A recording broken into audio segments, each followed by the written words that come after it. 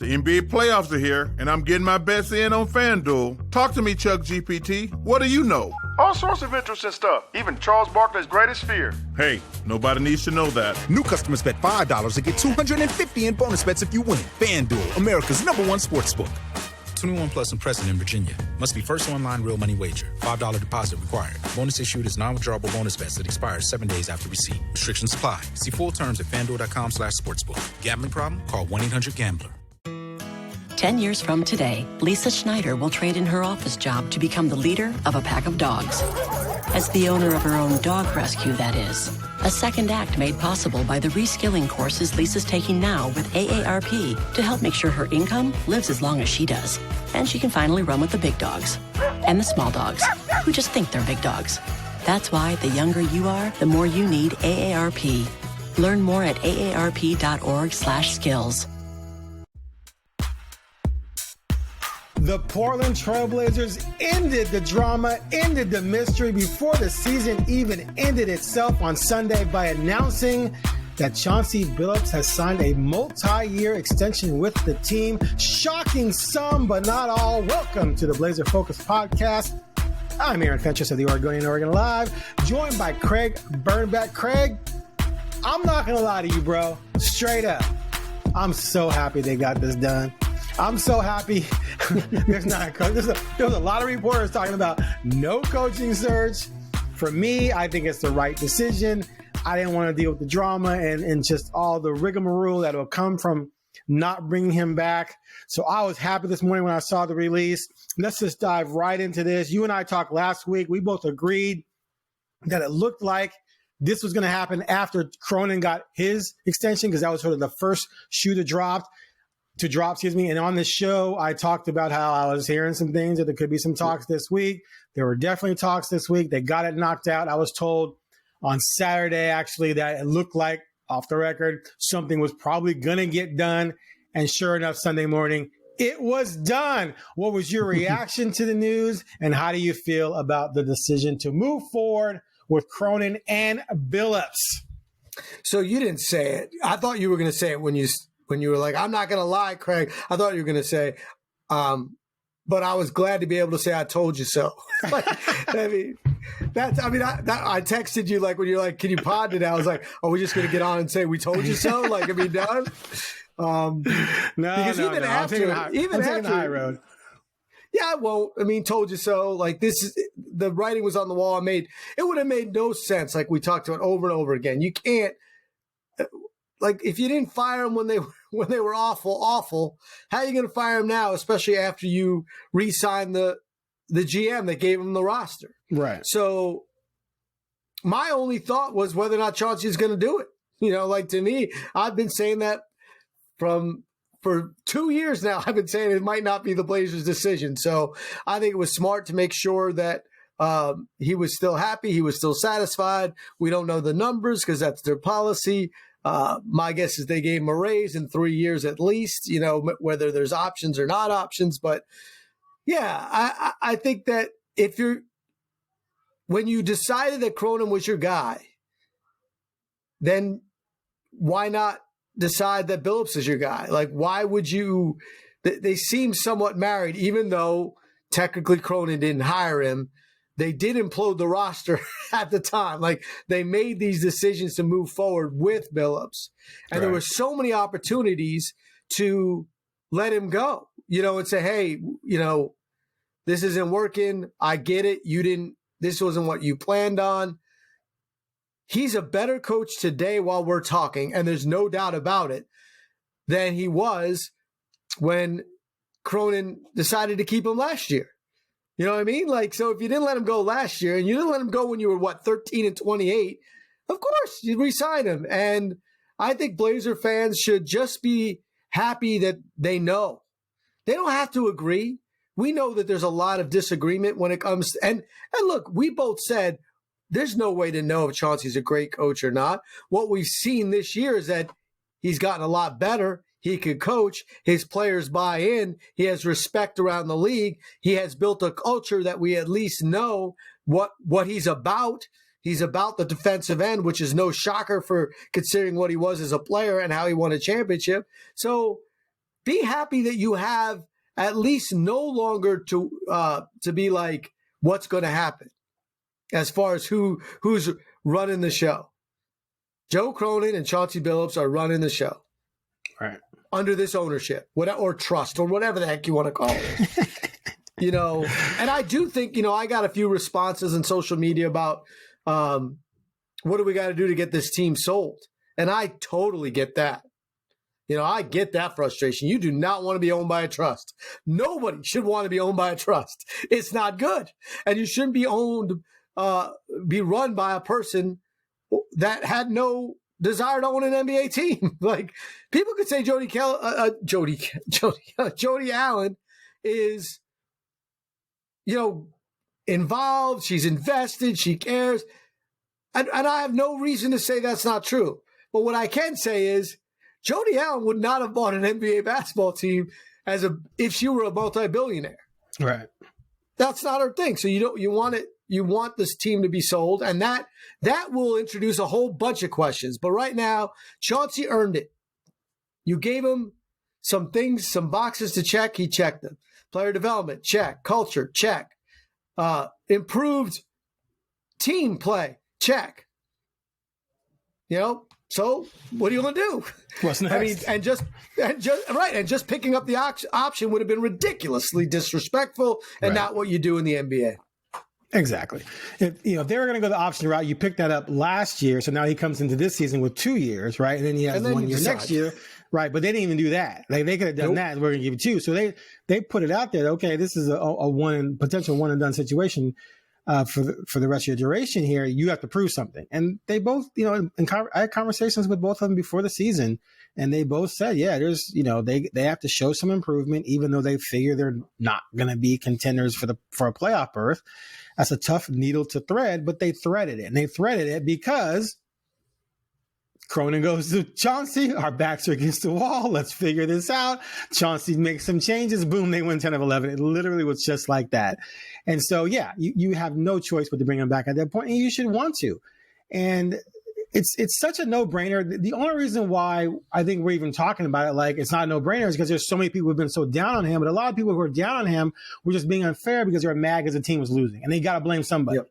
And if you think every player on the roster is a future star and you're losing, you're going to blame the coach. But the players are young and developing and growing, and so you're going to lose. It's inevitable. But the Vegas over-under was 22 wins.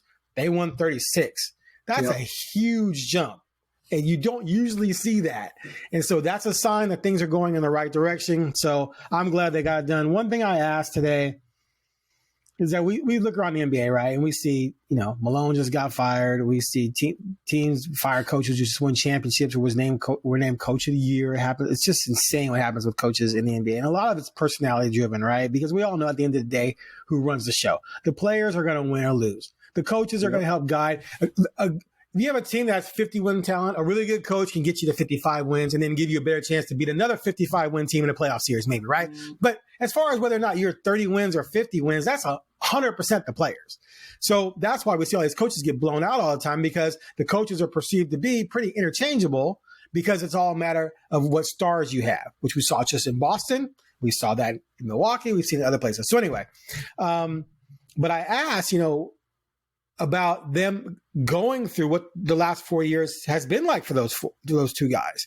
I mean, Neal gets fired. Cronin takes over as interim. Chauncey's like, oh my God, what's happening? I was hired by one guy. Now he's gone.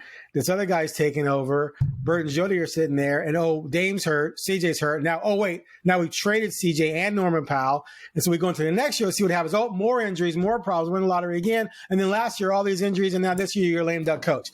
They went through a lot together. And the fact that they're going to survive this 4-year run and move together forward is not unheard of, but it's not very common. It's very unusual. Maybe the GM might survive because what usually happens, the GM is building their team and you got to blame somebody for the struggles. You fire the coach and you get a new coach and go that route. They didn't do that. And so they both talked about how they've grown together in their jobs because you had a new head coach and you had a new GM. And they were new at their jobs at this level, at any level, really. So they had to grow together and go through the bumps and bruises together and go through the missteps together with the roster building and then trying to coach and the players changing and then the Dame saga and all that kind of stuff. And to come out of it with the second half that they had with new contracts, with a promising young roster, and we'll get into more about the future there. It's pretty interesting. And I think it speaks to their relationship. And I thought I think that's really cool in today's day and age to see that type of relationship. When you look down in Denver, they won a championship together, and they were bickering so bad down there that the owner said, both y'all can go. Right. I was going to say, they were bickering and they both got fired. Nobody you guys can't get along, fire you both. Get out of here. So, yeah, they both talked about that. You know, it's an interesting relationship. There's going to be some tense moments, but like Chauncey said, there are times we're sitting there thinking, man, we got to figure this out. We got to figure out how we're going to do this and figure out how we're going to do that. And so now I feel like their bond is going to be even stronger moving forward because they came through this together. And, I don't know the working relationship between Cronin and Bert and Jody. If they re-signed Cronin and Cronin said, I don't want Chauncey anymore, can we get rid of him? If they would have said, okay. I would imagine, though, that you'd give the GM some authority in that direction, but that didn't happen clearly. So I love that. And maybe I sound like I want to build a fire and sing Kumbaya and hold hands or something like that. But I think sometimes that's missing sometimes in sports. And when you see it, I think it's cool. And so let's see if they can, keep growing together. For all we know, in 4 years, they'll hate each other and one of them get fired. I don't know. But as of right now, I like the bond they've produced and built, and the fact that they seem to be mostly on the same page regarding this team and how they want it to proceed moving forward. Yeah, I see all that. The one thing I will say is the weirdness of the trust that we talked about and the lack of a real owner, that plays into them both surviving. I think, Possibly. You know what I mean? Yeah. Like, yeah, I think there's, you just mentioned Denver, like, that ownership was like, nah, enough of this. We're but going they in the were playoffs. bickering, though. These two aren't bickering. Right. No, right. But I know that, but maybe, right. But because what were they going to bicker about? You know what I mean? Like, the only bickering would have been if they were united by the ownership group, let's just call them that, to tell them to get better.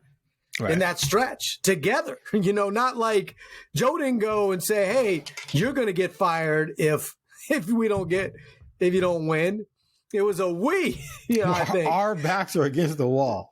Because let's be honest, that 10 of 11 hurt Joe Cronin more than it hurt Chauncey Billups. Because Joe Cronin lost the chance, or pretty much lost the chance to get Cooper Flag. And on the GM level, it's more on him because he made the decisions to trade Damian, to draft Scoot, to trade, to move on and to sign Jeremy Grant. Those were not Chauncey decisions at all. So right. I think that, and that, that's the one thing your head almost exploded last week when discussing what you think was best for the franchise as far as winning those 10 of 11, going 26 and 36 this year, rather than going, 36 and 46, but I get it. 36. What did I say? 26 and 36. That does not add up. That does not add up to 82. 10 games under 500. Let's just say it that way. I had that right. You know what I mean? Like that's the thing that I think a stronger ownership group would have said, we're tanking. It makes a ton of sense to not be mediocre. Or not 100%. Even they're not mediocre. We want to say they're mediocre because they made these strides because they were supposed to be so bad. Mediocre. They're at least mediocre. I think mediocre is 500. Let's be honest. That's mediocre is supposed. You think average and mediocre are the same? I think mediocre is below average. I would not find them the same, but in this NBA, no, I think mediocre is below average. That's how I look at it. Okay, that's fine. But, all right, I would say mediocre whatever. Is. Yes. But anyway, they're not good. The strides they made didn't even get them in a play-in, which gives them they're in the lower third of the league, which to me is not mediocre. Like to me, mediocre is in the middle. If you're between 60 and 40 would be mediocre to me. And they're not. Yeah, their season. Okay, I agree with you on the totality of the season, but as a team, they've reached the mediocre level in the second half. Fair. You see what I'm saying? Fair. Yeah, I agree with you 100%. In fairness, bottom third of the season, that's not good. Yeah. Right. But as of right now, I think right now they are at least mediocre to average. That's what I'm saying. Bottom line, the debate's out over. They have a direction. Right. They have a direction. And the direction is Chauncey Billups and Joe Cronin. And at least if you're a Blazers fan, you can make your own decisions on how you feel about that, but understand it is what it is. There's no more hoping they're getting fired. Like all that, fire Chauncey, that's not, it didn't happen. Of course, it could still happen next year maybe or whatever, but based on what we just talked about. But the whatever you want to call ownership, they made a decision that they're sticking with the same leaders. And that means they feel that those guys did enough to prove themselves to get multi-year contracts, which means ownership doesn't want to pay out when they're not working. So they feel it's the direction they want to go. Yep, 100%. So the players spoke today, exit interviews. A bunch of them spoke. Chauncey did too. Chauncey spoke again. Yeah, Chauncey and Cronin did a press conference before the game, and then Chauncey spoke again after the game. I don't know, I'm not going to say it was 100% because of me, but I was adamant that Chauncey had to speak again because we didn't get a chance to talk to him much about the players and the roster and stuff like that. It was all about him. Yeah. So, I'm going to go ahead and say I had some influence because I threw a fit a little bit.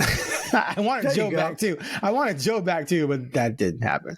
But of course, I didn't expect one player to go, man, that's some bull. I can't believe they brought Chauncey back. Get him out of here. But every person, every player talked about how happy they were he was coming back. And I believe they were all sincere because they all had individual reasons why they should want him back. Denny loves the guy because the guy empowered him to become what he became this season, gave him the freedom and the direction and the leeway to grow and learn and become what he's developed into, which going into next season is extremely promising. Same thing with Tumani. Same thing with Scoot. Even Scoot has ups and downs. He started out slowly, then he was crushing it. I was calling him Scoot Curry for a while.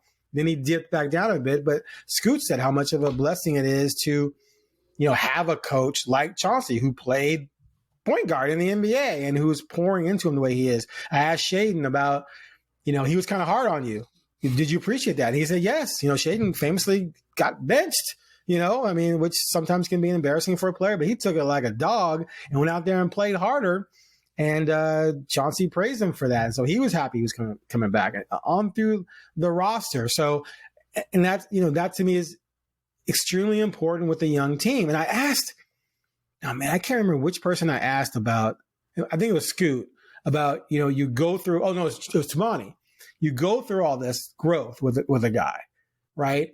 And was there any fear that, oh no, they might destroy what we've built to this point and then give me a different coach? I now have to learn their nuances and their, idiosyncrasies and things like that, and their strategies and their philosophies, and change everything in my head when I just got to the point where I'm really starting to grasp this. And he was like, yeah, that's something that, he and other people were thinking about. So I just think that's huge too, for morale, for moving forward, for having a sense of identity. And Chauncey has said, a team usually takes on the personality of the team, and he believes this team has taken on his personality as being a defensive first guy, a share the ball guy. We don't have to have one guy scoring 30. We're going to spread it around. Whoever's night it is, they're going to eat, and we're going to be better that way. And he feels like that's been established. Cronin believes that as well, and the players do as well. So moving that forward is huge, which brings me to my next question to you.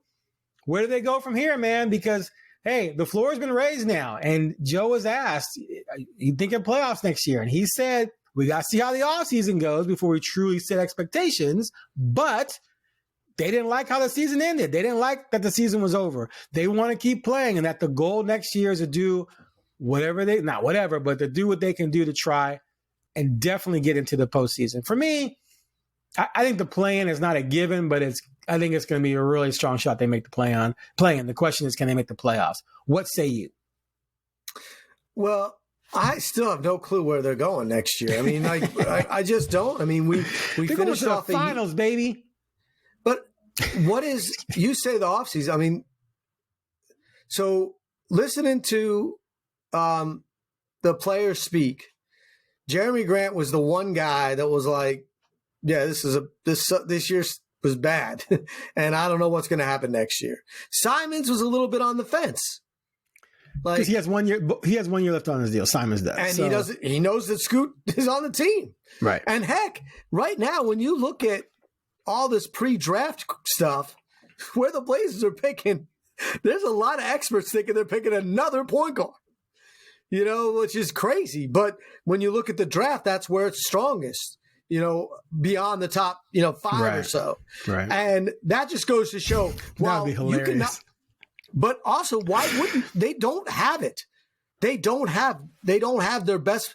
They don't have a guaranteed NBA starting point guard. It's sad to say it, but we know it's true. Okay, Craig. Let's not get crazy. You're dissing my boy now. Come on. No, well, but Simons doesn't even know if he's a point guard. He's a scoring guard. I'm just saying there's no, and you might trade him. But when two of your highest paid players and your best players don't have a fit on the team, I still don't know what you're doing. I mean, that's just the facts. And 8-2, 3 of their 5 best players did not play, a lot of the season. 2 of them basically got shut down. And I don't know what that means. Like, I don't know who's starting next year. Like, if you can't get rid of Grant, what are you going to do with them? You can't not start Denny. You can't not start Tamani. If you go in if year 4, Shaedon Sharpe is not a starter. Like, what world are we living in? Like, and if Scoot's not a starter, is Shaedon a starter? He has to be. Like, no, he doesn't have to be. You don't have to be. Okay, if he's not, where are you going? Like, mediocrity is, you know what I'm saying? Like, No. They played their best basketball this season. He was coming off the bench. So here's the scary part. If you're telling me that's true, then you have had 3 top 10 picks in the last 4 years. And who knows if they're, they'll probably be close to the top 10, maybe in the top 10 this year. But we know, if based on what you're saying, Clinton's not going to start, Scoot's not going to start, Shane's not going to start. Like, how is that a successful draft? It's not great, but you still know for sure one of them still has a tremendous upside, and that's Sharp for sure. Clinton, come on, Clinton will be in his second year. He'll be 22 or 21. I'm fine with Clinton. Same thing with Scoot, will still be super young. And I'm just saying, if they're playing behind better players, then I think that's fine, and it could speak to the strength of your bench. I'm not worried about that. If you go to year 4 and Shaedon Sharpe and you're still talking about his upside, like, I'm sorry, man. But he didn't. Yeah, but come on. Not everyone develops the same. Well, okay, playing and not starting are 2 different things. Well, to me, he's got to start. He's got to play. He doesn't have.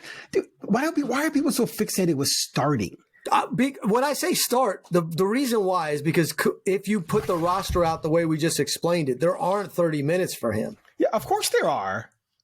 If you have oh my Denny, God, dude. Are we going to do math? Are we going to do math on the show? No, are we going to do math? You want to do math on the show? We can do math. Let's try the math. Do the math. So, are you bringing Williams back? We're not talking about center right now. We're not talking about center. There's not 30 for. There's not 30 for Donovan. No, he doesn't play 4. He rarely ever plays 4. So now you have 3 centers. Okay, we'll take them out of the mix. You got 3. So you got 3 Kamara, forwards and 3 guards. You got Kamara, Sharpe, Simons, Denny, Scoot, and Grant. Now that's 6 players, and you have 100. And Matisse. Matisse is not on their level. We're talking about the main 6. Whoa. I disagree with you. 6. If they want to win, Matisse Thybulle's going to play. Okay, he's the best defensive player on the team. Okay, again, playing a role and being one of the people on the team that gets 30 minutes are 2 different things. Okay, yes, he does. So anyway, we got the main 6 we're talking about. We're talking 3 guards, 3 forwards, right? Those are the main 6 that we're finding out minutes for. 3 guards, 3 forwards. 4 positions. 4 times 48 is what? Well, let's see, 40. 50 times 4 is 200. So we're at like what, 190? It's 190. 196? 196. 196. Okay. So there you go. 196 divided by 6 is what? 6 goes into 190. 32 and a half minutes per person, something like that. Okay. But you're telling me Thibault's not going to play 15 minutes and they're not going to get another guy? I'm not saying he's not. I'm saying that the main 6 we're talking about, are there minutes for them? And I'm saying there are minutes for them. And we're also dealing with the fact that we know guys are going to get injured. Guys are going to have good games, bad games. Guys are going to like. It's going to go like this anyway. It's not going to be firm. So I'm just saying, if you come into next season and you have those 3 forwards, you're going to be able to find minutes. And I would start Ant, Tumani, Denny, Grant, and Ayton. If Grant still struggles, and Chauncey talked about his struggles today and talked about it mainly being changes they made offensively, and he was trying to adapt to them, blah, blah, blah. But defensively, when they were on that run, defensively, he and Tumani were killing it. And he thought he was elite at that end of the floor, just as his shooting dipped. But anyway, my point is, minutes can be found, I believe. Depth is a good thing to have. And since no one, although you think Denny has established himself as a legit star, then none of them warrant mandatory 35 minutes. They can get their PT within a more balanced, liberal situation where it kind of flows with the tide of the team. So I'm not worried about that at all. Well, I am. No, I mean, I think you're living in this world where everyone's cool with that again.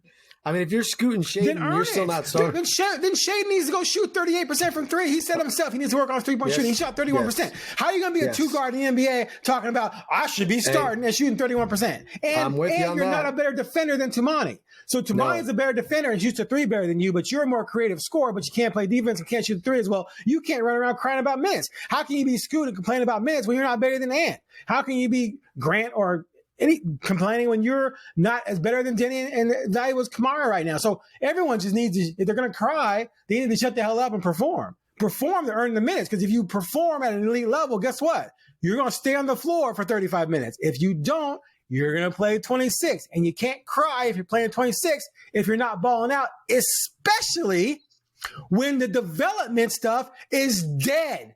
They're trying to get to the playoffs. So they're not going to leave you out there to learn and make mistakes and grow. You're either going to ball or you're going to sit. And that's where the minutes are going to come in. And if you get to a point where all 6 deserve 35 minutes, you're going to the finals. Because then they're all amazing. They're all amazing. And so no one can stop you because you're too deep and too elite. So I'm not worried about it at all. Yeah, we'll see. We'll see how it plays out. Because I could tell you, Simons is not going to be happy if he's playing 28, 29 minutes a game. He's certainly not going to be happy with that. Grant's not going to be happy if he's shooting 49 and 40. But if he's shooting 42 and 34, he can't say anything. Yeah, but his thing, yes, he can. He could say, "Well, I don't get my flow because they take me out, and I'm worried about it, and we're not running an offense that I'm with." I mean, I'm just saying this is the NBA, man. Like you're living in a world where you're acting like what I'm saying is crazy talk. Jimmy Butler's traded himself out of 17 situations. Like this is what happens in the NBA. Like they have a lot of power. And that you're saying that like what you're trying to say, but like Craig, what I'm saying is nuts. But Craig, it's not. Okay. If Anthony Simons is struggling and Scoot's outplaying him, okay, and then Simons is mad because his minutes dip, you are going to have no problem trading him because he's not better than your other point guard. So you trade him. But the problem is you don't trading guys when they're not. It's better to trade them when people still are when they're performing at their highest. I'm giving you if that scenario plays out. Sure, right now, of course. Right now, Simons is going to be the best point guard, so he's going to start. But if things flip, then you move Simons. Now, if someone offers you this summer a really great deal for Simons, then you take it this summer if you feel like Scoot's the guy. But then you better go get another point guard because we don't know if Scoot's the guy, right? So it's kind of dicey. You better make sure that you make that trade, you have plan B to have another point guard along with Scoot either way. But next year is not about win a championship or bust. It's about trying to get into the postseason. And I think if you go in with a really deep roster, especially when you have established true stars, I think that's the way you're going to be able to do it because you're going to be able to survive injuries better than most teams. So anyway, well, so do you think they're going to make the postseason or not? I think they'll compete for a play-in, but I think the West will be harder next year than this year. And you're not going to be able to compete for a play-in 10 games below, probably. And last year, 41-41 did not get you in. This year, you have two teams that got in under 500. I just think we talked a little bit about you had great stats about they haven't been they've 2-13 against winning teams. Yeah, okay, let's get to winning teams and that didn't technically they won today. So with the Lakers playing a BG League team, so that'll technically give them a third win against a winning team, but it doesn't count. Right. I'm just saying, like we could look back and see that other than that 10 of 11, most of their wins were against bad teams. Or losing teams. Well, here's before the 10 of 11, they actually pulled off a bunch of impressive wins. Remember, they beat Denver, they beat Minnesota twice. I think they beat Memphis maybe once. They beat there was a couple other teams. Like they pulled off some wins where it was like Mike Richmond. Mike Richmond. Sure, we had a running thing going where every time I would say, "There's no way they're going to win tonight," that's when they'd win. Or I'd say, "There's no way they're going to lose tonight." And they like Utah tonight, and they lose. And he started joking that he was fading my picks to put his dollar through college. It was kind of creepy for like 3 weeks because I literally went like 0 for 8, saying there's no way. Some of those were games I thought there's no way they're going to win, and they flipped and won.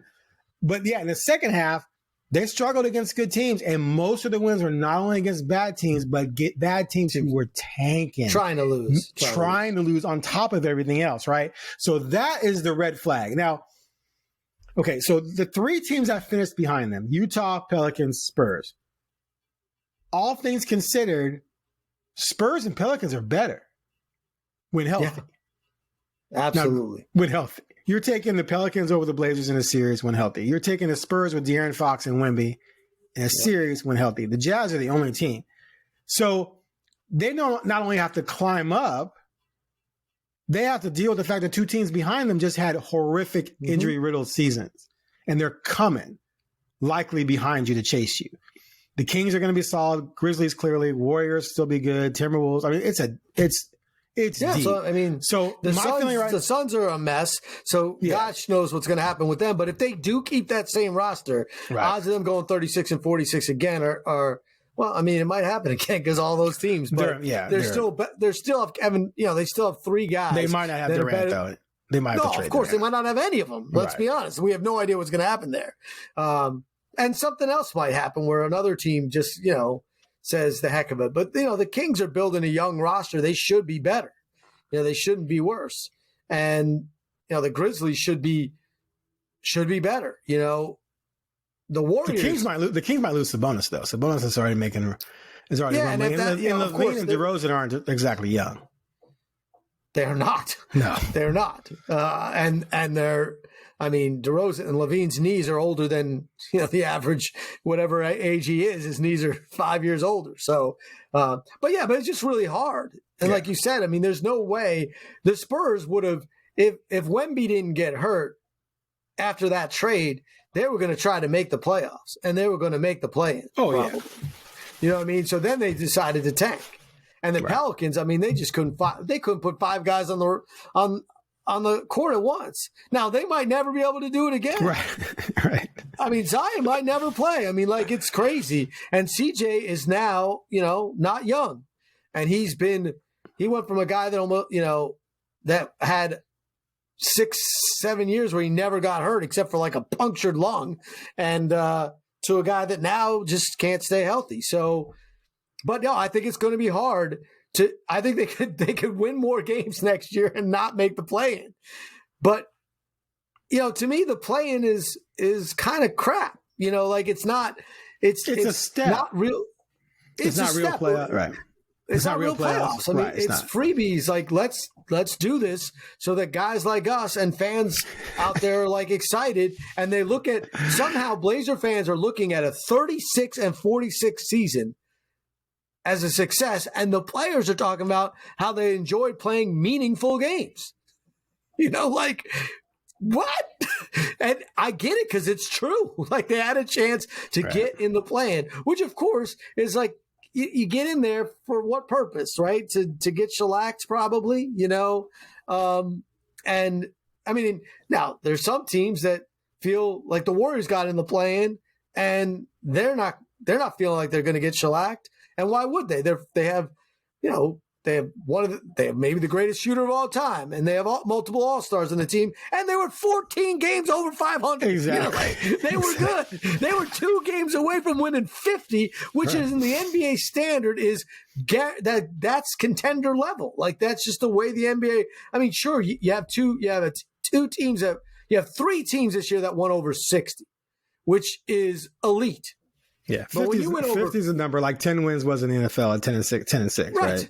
Right. You win 50 games, 90 games in MLB, 95 games almost, right? You know, like that's a good basketball team. There's a big difference between, you know, winning 48 games and being in the play-in and winning 36 and feeling like, well, we almost got in. Like, you're not on the same planet. So no, I agree. That's where I'm at with my thought process. And here's the thing. If you're where you were with the Blazers, it'll be interesting to me. So let's say they're on the other side of it where the Spurs tanked and won 34. You know what I mean? Like, the Blazers played hard and won 36. So if you're in a place where you have no chance at the play-in and you're at, you know, you're 10 games out, you're 20, let's say you're 25 and 35. Why would you not tank? You know what I mean? Like, why? The NBA tells you to tank. I mean, that's the recipe. There's no point in not making the playoffs barely. Like, they give you better. But the plan was put in to make more teams try and right. But if you're not going to, that's what I'm saying. You're 25 and 35 next year, right? Gotcha. Or even if you're 20, you know, they were 13 and 28, and they almost got in this year. So 25 and 35, you're still in it. That's what, but maybe not next year is what I'm saying. And then what do you do? And then how do you evaluate that? I mean, the difference between where the Spurs are and the Blazers are is that the Blazers tried and won 2 more games. And the Spurs didn't try and lost 2 less games. And the Spurs have an all-star and a super freak. There you go. See what I'm saying? Like, there you are. And they were like, you know what? Let's go. Let's just get another one. Like, let's try for another one. Like, we could get Cooper Flag, and now what are you going to do? You know what I mean? Like, and they got a much better, they got a chance. And if they made the play-in, they would have had a much less chance. So I just don't know how to evaluate the next year as far as, like, I think they could be better and have a worse record and then make a decision to tank. And then you're like, what? Because you know what? Next year, if you're Chauncey and you're Cronin, you could tank because you got a multi-year deal. This you is know true. what I mean? Like, it's different. This year, they had to win 10 of 11. Which is so misguided. We beat that to death last time, but misguided. Yeah, but I'm just saying, like, you can't. To me, you can't evaluate. Like, do I think they could go 45 and 37 next year? I don't see that. Not with this roster, no. No, not unless you get some crazy jumps. Unless Denny is consistently a triple-double threat and is the guy that I have in my head, and that's real. You know what I mean? And not unless Scoot takes a huge jump and shoots consistently 37%, doesn't turn the ball over. Shaden Sharp shoots 8% and is averaging 24 a game. You trade Grant, you know what I mean, and get something. I just don't see it. So, but that doesn't mean it's a failure because they could still get better. Right. Now there's, some grumbling out there about, they should have made a run at, Michael Malone or whatever, or Taylor Jenkins. Look, man, Michael Malone is 5'10" and 394 with the NBA title, who's just coaching one of the greatest players in the game. The odds of him saying, "Oh, I want to go to Portland and coach that team," are not very high. They're not with uncertain ownership. Yeah. Right. Still a newbie GM who hasn't proved himself really. And no star on the roster. And no real history of being able to go out and trade for or sign a star. So he's going to look at the situation and think, yeah, I'm not going to be able to necessarily win there. And I'm going to have options. I believe someone like him is going to have options. Of course. And so he's going to wait for something better.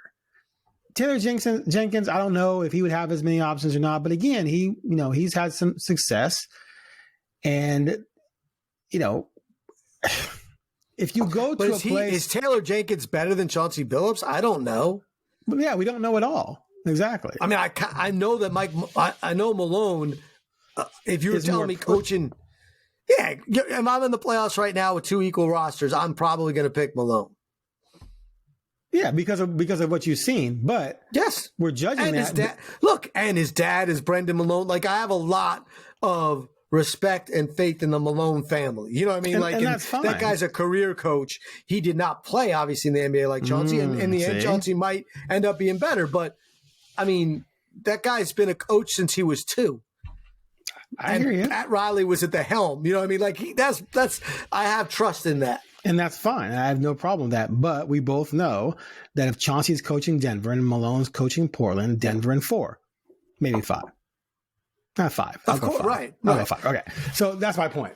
So you're still growing as a franchise, and you're not a destination spot. I'm going 4. So, let me ask you, when was the last time the Blazers hired a marquee coach?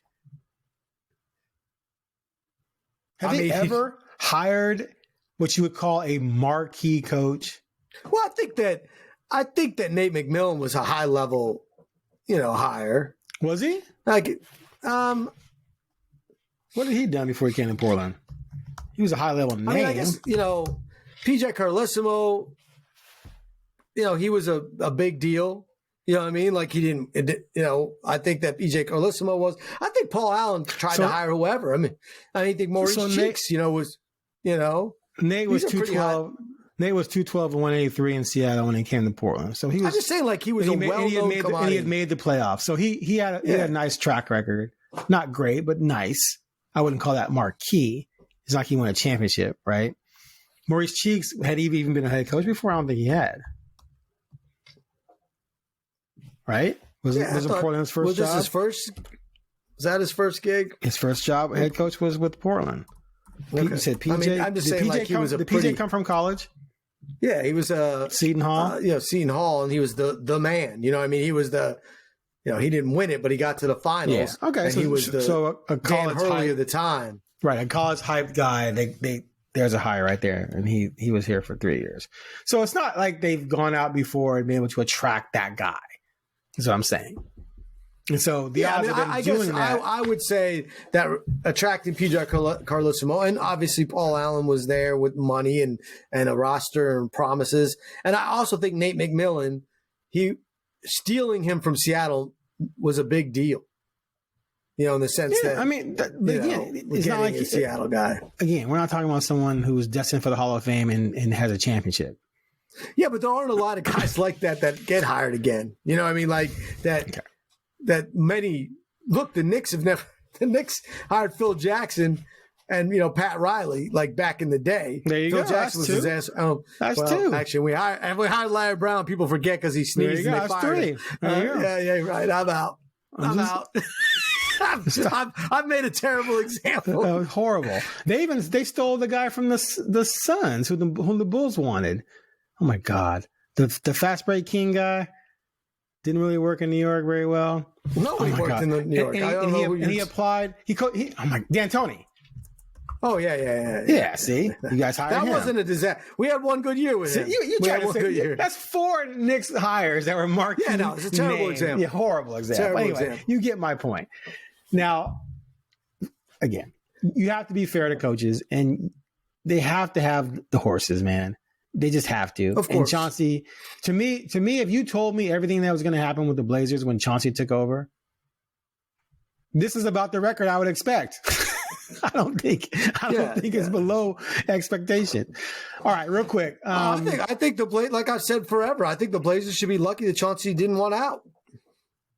Yeah, and I think that and people to need to me, understand that's that always been the same. Yeah, thanks for bringing that up. So let me go through the week. So early in the week, I was told that Chauncey's representatives were probably going to be in town and to discuss some things. And that's when I came on this show and I said that something could happen this week, especially after Cronin got his job, right?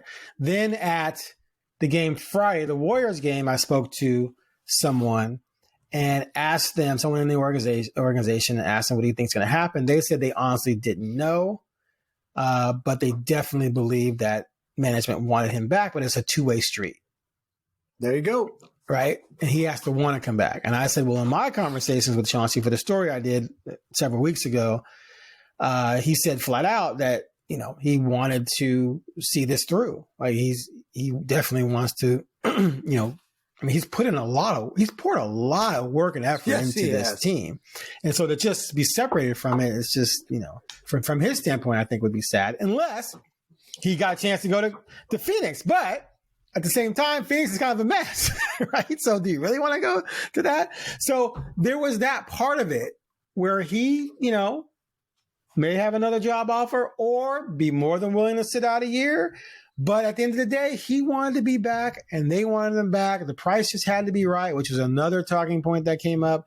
And the price was right. He definitely expected a raise and he got it. So good for all of them. Now let's get to two more things before we sign off here. Because there's a lot. We have a lot to talk about with this roster and what the players said. I'm going to be writing a ton of articles on Oregon Live in the next week or two. 3.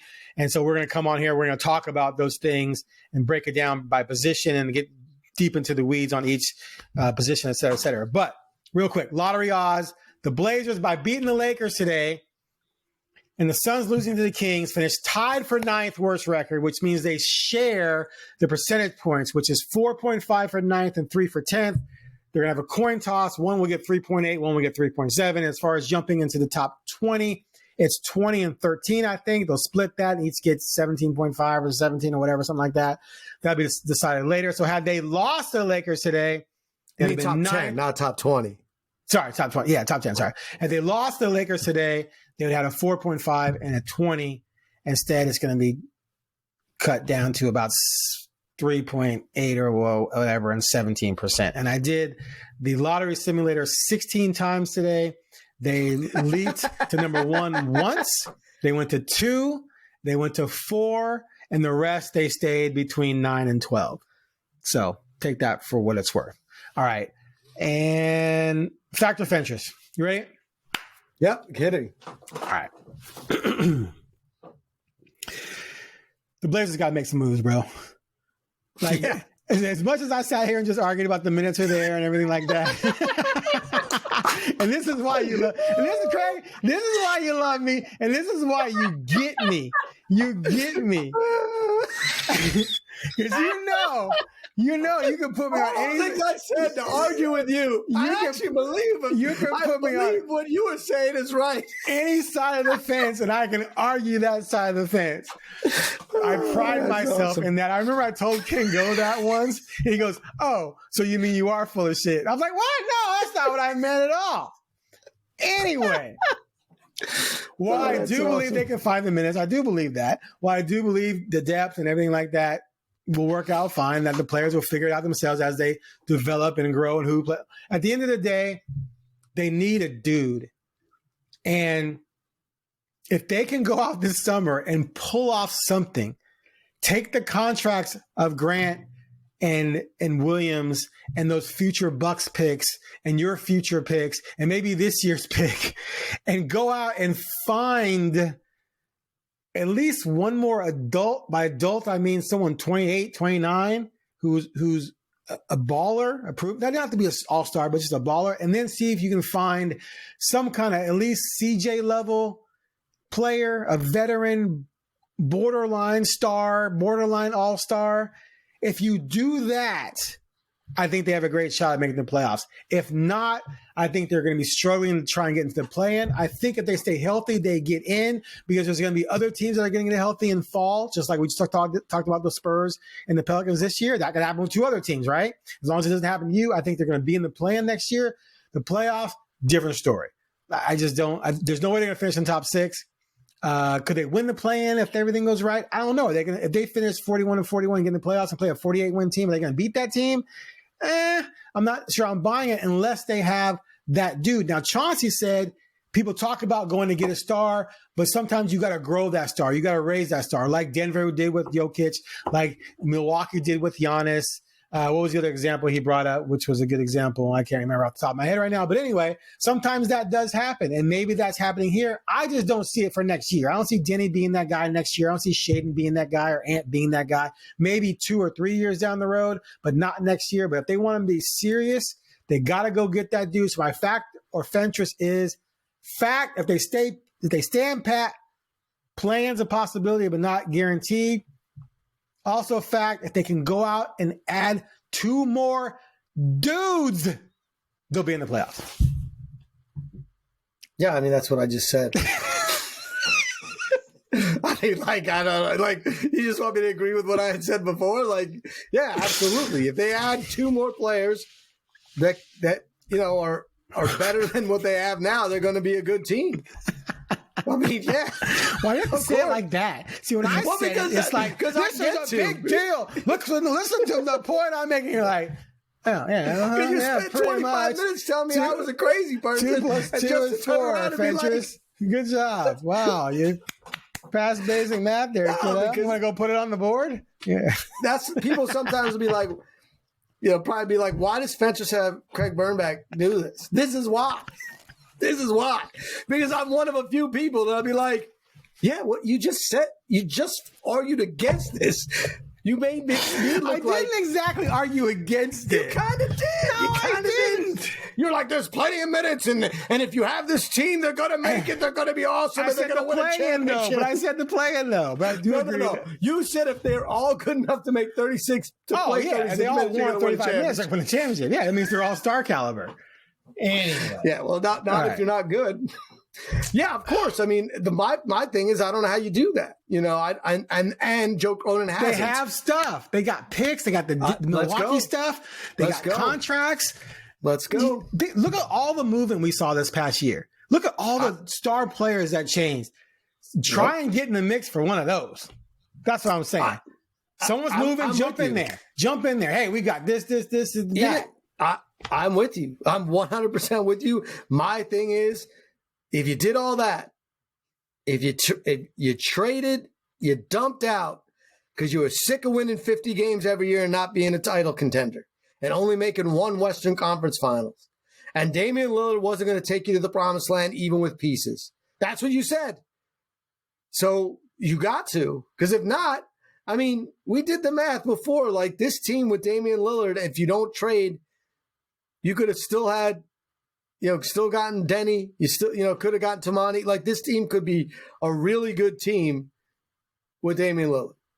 Like you don't think Damian Lillard would like playing with Tamani Kamara? Oh, he'd love it.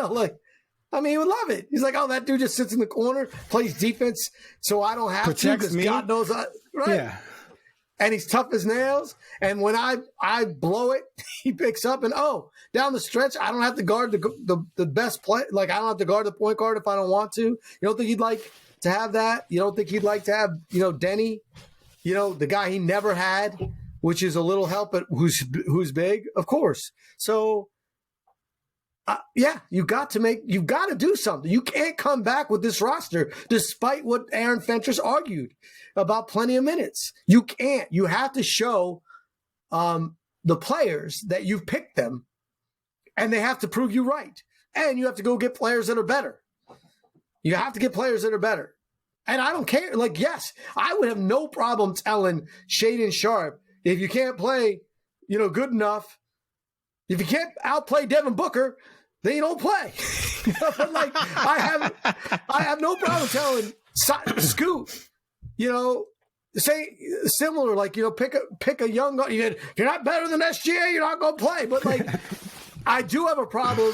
I think it is a problem to tell Simons, like, yeah, you're probably a little better than Scoot, but he's a lot younger, and right now we got to figure it out. No, they're not going to say that, and I never said they're going to say that. Okay, well, even if you flip it. So if you flip it, if you're Scoot, they're like, sorry, man, I know you want to play more, and you want to start. Earn it. I know that, but what I'm saying is, like, it's not like Simons is at that level. Like, you want a guy better, or you want Simons to play better, not like he did this year. So I'm with you 100%. They need to get better, and there's no future for Jeremy Grant on this team. There's no future for Rod Williams on this team. I'd trade Thibault because I think Matisse people want that, and there's no place for him right now. Other than, he can help you win games if it's close and you're in the fourth quarter. But I don't want to take those minutes for that guy. Get that guy later. I'm not sitting Kamara to play Thibault right now. Play Matisse right now. But who's better? In the last 5 minutes, I don't know. They're both pretty darn good at the same thing. So I'm with you. They got him, and Joe Cronin now knows that the expectation is for him. I hope part of the conversation was you bought the groceries, like make the dinner now. Like you got that, you got these ingredients. You told us this was the right thing to do and that you've set up all these assets. You at one point said you were going to put all the chips in and that didn't happen. Well, throw some chips in. Start playing, start bluffing. Like, do what you got to do. Win some hands. Because everybody in the Blazer fans should be sick and tired of not knowing if they want to win. Oh, they know now. From the get-go. They want to win now. But how much? But you're saying that. Okay. What I'm saying is if you're 25 and 28 next year and you have and your best chance is to make the play-in, or get back in the lottery, why would you you might dump again. You didn't this year and you should have. I'm just saying, like we've said it from the get-go. Everyone, I agree. You had that thing with Bill. The whole thing is the way to win in the NBA is with talent and players. And you get those talent and players usually in the top 5, or at least the top 8. You don't fall into Jokic's and Giannis's very often. Those two guys that he mentioned, like, to me, those are the worst examples because, like, those are guys that you're like, holy crap, everyone missed on them. But, people don't miss on a lot of top 5 players. They just don't because they're and when they do. Shea was the other one he mentioned. That's right. Shea. Right. I mean, again, like we're looking, but look, when you look at the best players in the NBA, or the Shai. Many of them are top 5 picks, right? Is it Shai or Shea? Shea, Shai. I hear people call him Shai all the time. Maybe, I think it's Shea. I don't know. Everyone calls him by his initials, man, so just do that. What pick was he? He was 11th.